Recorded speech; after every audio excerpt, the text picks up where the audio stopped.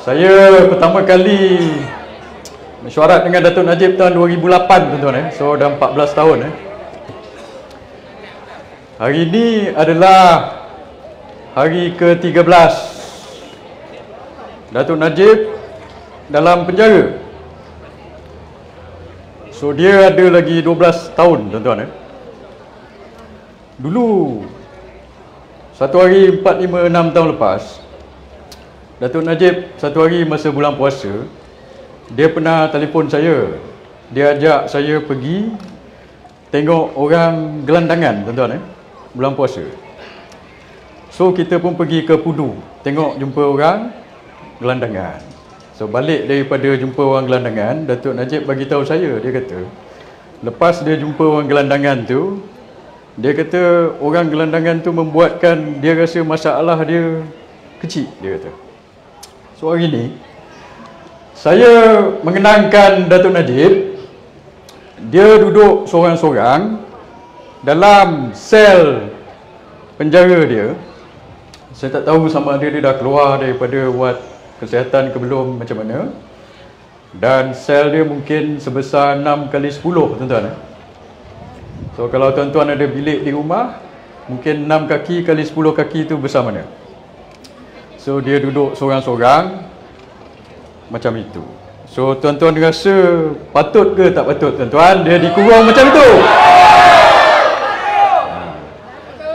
So sebab itu saya nak cerita sikit berkenaan dengan tadi pengurusi majlis kata berkenaan dengan kes ni. Saya nak cerita sikit pasal kes ni tuan-tuan.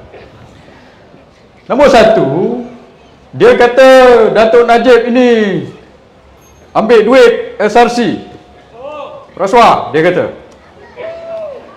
Dan dalam definisi dia, Datuk Najib ambil duit untuk kayakan diri. Saya nak tanyakan kepada mereka-mereka ini, penyamun atau perasuah mana yang ambil duit ini tapi bagi semua atau hampir semua pada orang, betul tuan-tuan? Itu satu. Lepas itu saya baca penghakiman hakim di Mahkamah Tinggi ini.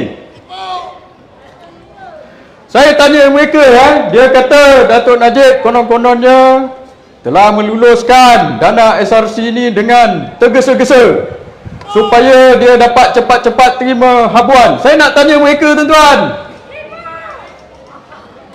orang mana yang tergesa-gesa nak luluskan untuk dapat habuan tetapi terima habuan 4-5 tahun lepas tu? Betul? Masuk akal ke tak masuk akal? Masuk akal. Lepas tu ini cerita pasal hakim ni pula. Saya nak cerita lah. Datuk Zahid tadi cakap kita pun ambil risiko, tapi benda ni saya dah cerita dah sebelum ini. Kalau ini saya cerita realiti, awak nak dengar ke tak nak dengar? Ini hakim yang membuat keputusan di Mahkamah Tinggi. Dia telah disiasat oleh SPRM. Dia ada kena mengena dengan SRC, dengan Maybank ini semua tuan-tuan. So saya nak tanya tuan-tuan, patut ke tak patut dia jadi hakim?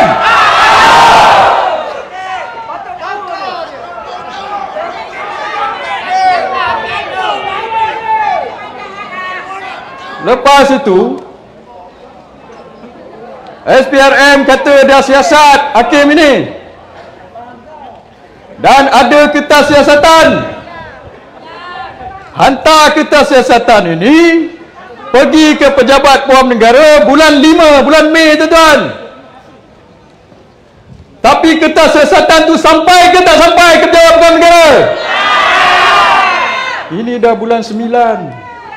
3-4 bulan tuan-tuan di Putrajaya tu, pejabat SPRM ke pejabat Peguam Negara tak sampai 2 km tuan-tuan JPM pun dekat tu. Apa ke benda dihantar tiba-tiba hilang tengah jalan. Diingat kita? So sekarang hakim itu sepatutnya dia telah menarik diri sebab dia ada kena mengena, betul ke tidak? Tapi dia tak tarik diri. Satu. Sebab itu saya nak syorlah kepada kerajaan supaya siasat semula, dan supaya mereka buka kepada umum apakah dalam kertas siasatan SPRM ni setuju ke tidak? Jangan sorok-sorok.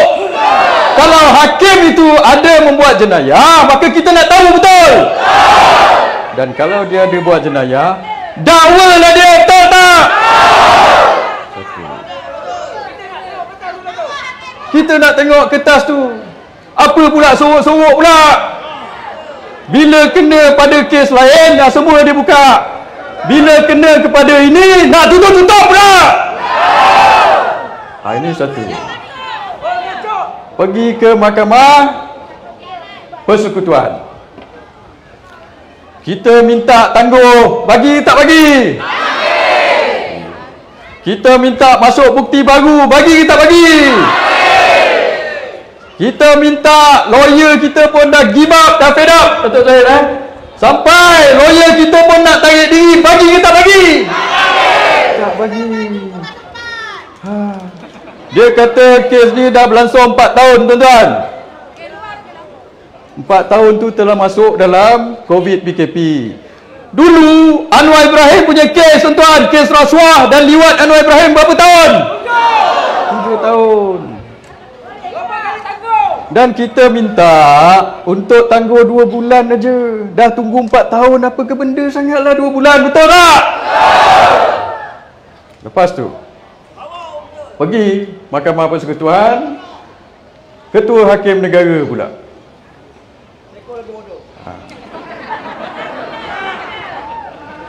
Ketua Hakim Negara, kita minta supaya dia menarik diri.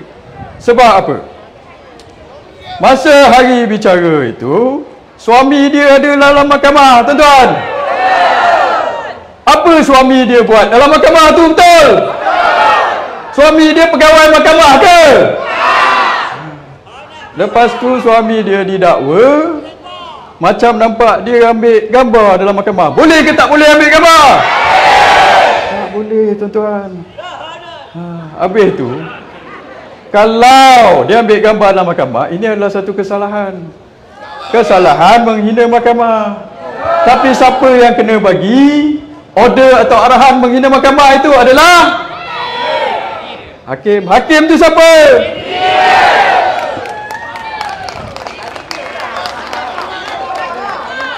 So sebab itu kita suruh dia tarik diri. Dia kata saya ada dalam mahkamah.